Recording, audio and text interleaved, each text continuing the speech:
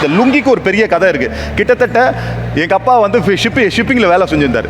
ஸ்ரீலங்கா போகும்போது வாங்கிட்டு வந்தார். கிட்டத்தட்ட 40-50 வருஷத்துக்கு முன்னாடி வாங்கிட்டு வந்தார். எனக்கு அப்பா 5 வயசோ எவ்வளோ இருந்துச்சு.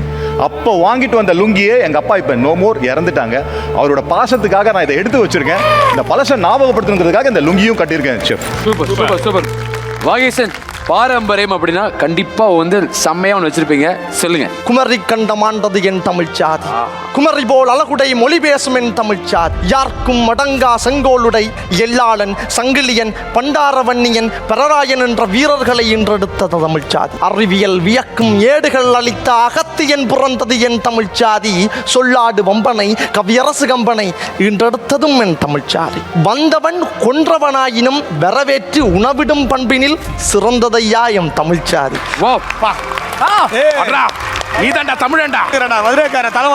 அதாவது தமிழர்களுடைய மாண்புல பண்பாடு கலாச்சாரம் என்றது உடையில மட்டுமில்ல உணர்வுலையும் இருக்குது.